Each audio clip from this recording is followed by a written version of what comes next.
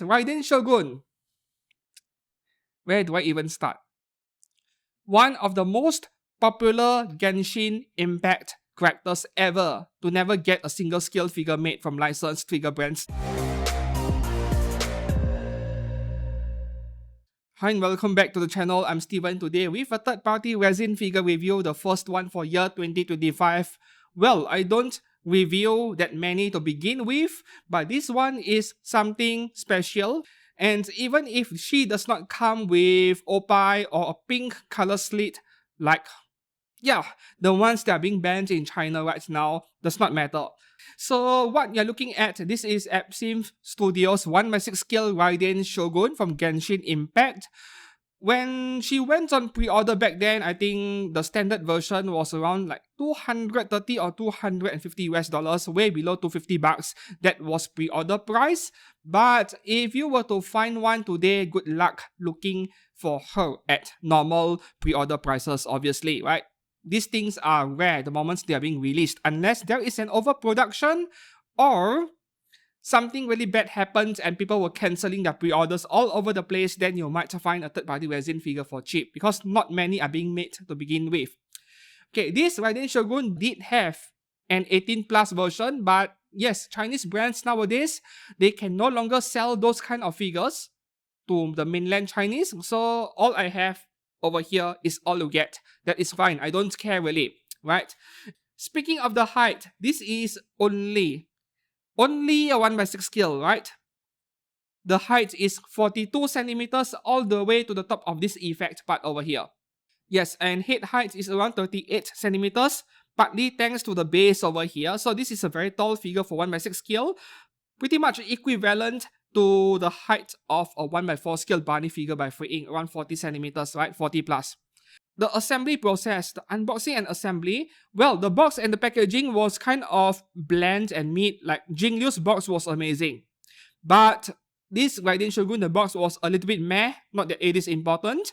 And the good news was this figure came in one piece, right? None of the parts were broken when I was unboxing and assembling the figure in my previous figure haul video back in January. I was very pleased with it actually. My Jingliu had like a couple of hair strands that was slightly broken at the very edges, like 1mm of it broke off. Not too bad, but it happens, you know. This one was perfect out of the box. However, I made a really stupid mistake where one of the hardest parts of putting this figure together is inserting the sword into her left hand over here.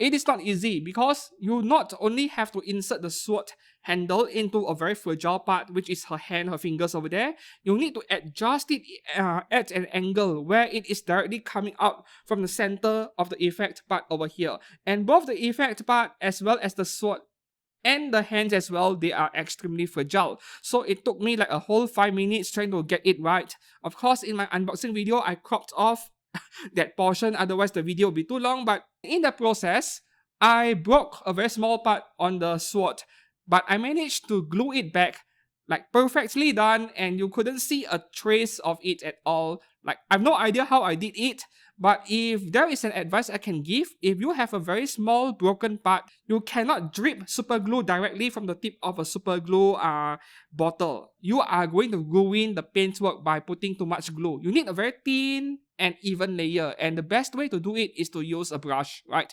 Brush on the surface and then hold on it.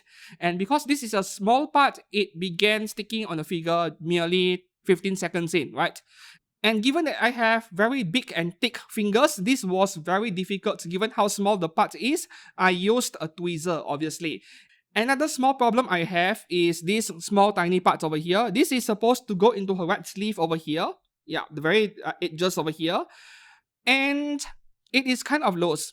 A little bit too loose to my liking. It can fall off without you noticing at all. Let's say you're moving the figure from one shelf to another, and then this thing just drops onto the floor. You did not notice, and then later on you step on it by accident and break it. So this is one thing to be very careful. And you have two options. Number one is to super glue it if you feel like doing so, or you can put a little bit of sticky tack, right? You wrap around this metal pack with a sticky tack, and then you shove it in and it will feel tight. Yeah, so that is probably the better option. I know, you can see that the figure was kind of wobbling and shaking on my desk, right? That is the thing, because only one single foot is plugged into the base and it is very secure, it is very tight.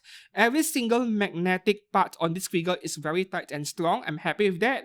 But the fact remains that she will wobble quite a bit, as you can see, because she is standing on only one leg, and resin figures are kind of heavy. Moving on to the sculpting department, I like this figure for not being overly complicated, not overly extravagant, just the right size and price, you know. Companies like Imagination Studio and many others, there are so many third-party figures of Raiden Shogun. They do this giant base with effect parts because she is summoning her sword or some other stuff, and then the base be like this big, this tall, the huge. I don't know, man. Some people loved it. To me, it was too extravagant, too big and unnecessary. And this feels just right because when you look at the overall footprint of this figure, she does not take up too much space actually. It is about the equal of a freeing 1x4 or even a standard 1x7 scale figure, right? You look at the surface area it takes up. Yeah, I wouldn't say it is better than the same Jingliu figure by ABsinthe Studio.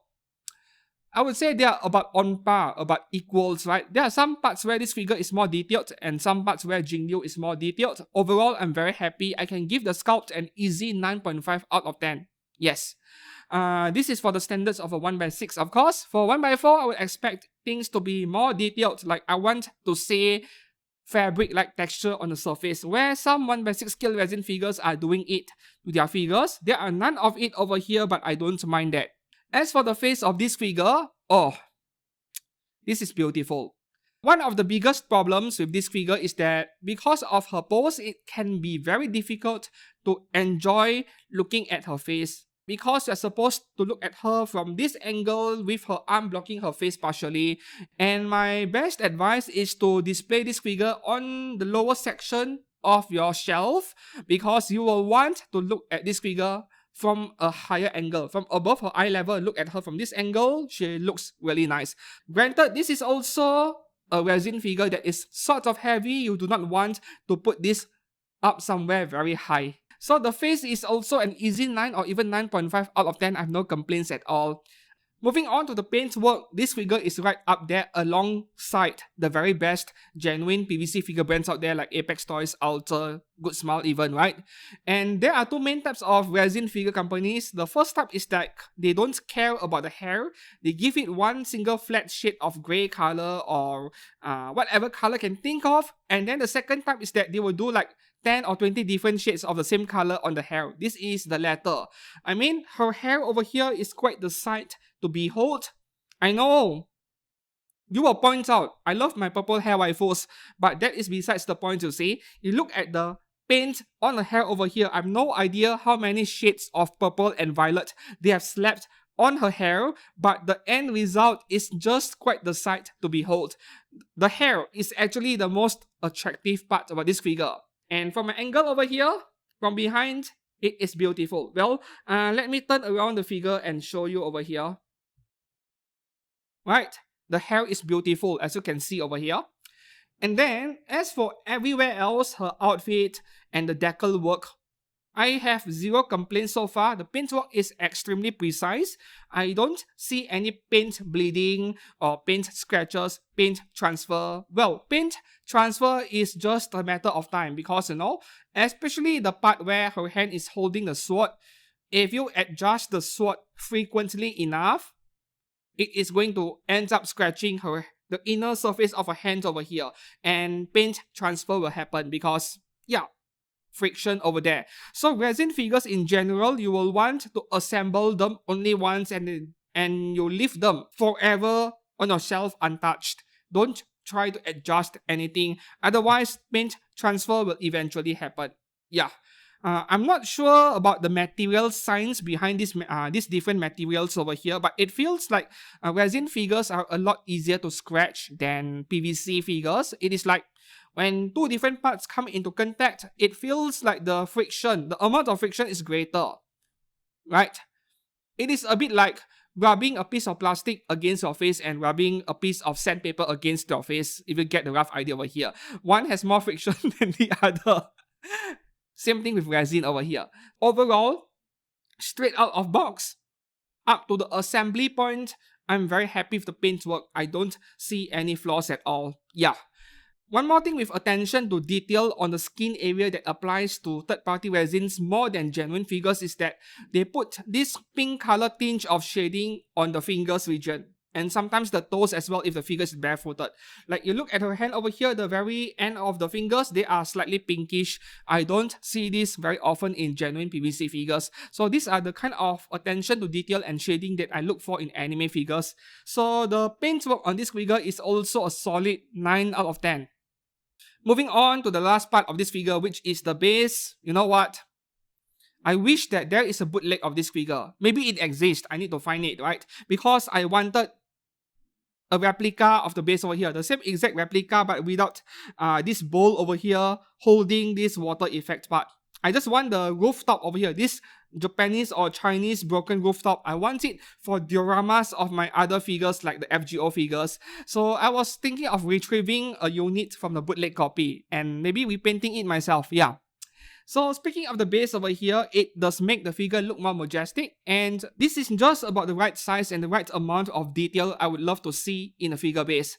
There are so many things to look at. We have this lotus ponds over here with flowers sticking out of it, lilies I think. Yeah, and every single lily over here on the base, they are of a different diameter.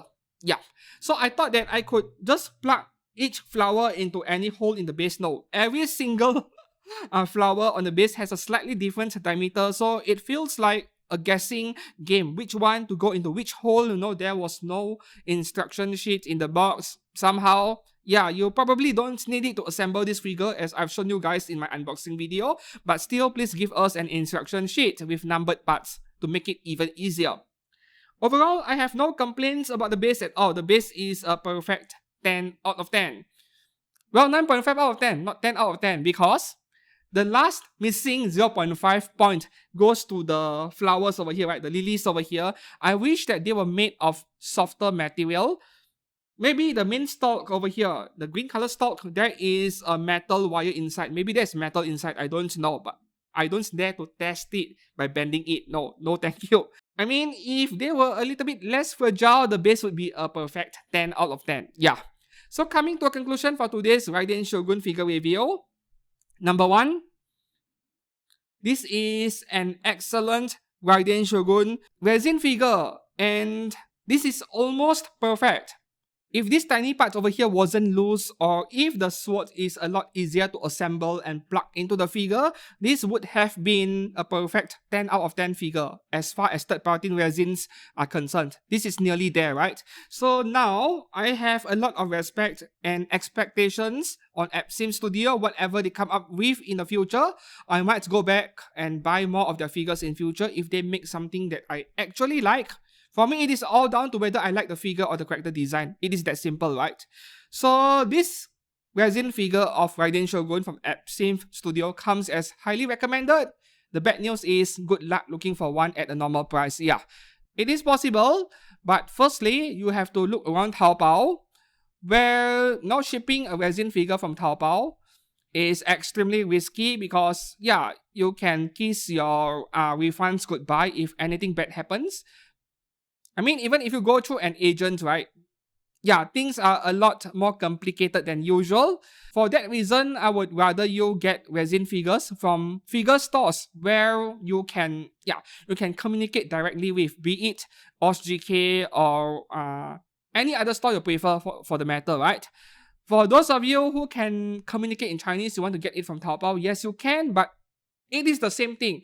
Even if you buy directly from Taobao, as an outsider outside of China, the process involving any disputes is quite difficult to handle. Yeah.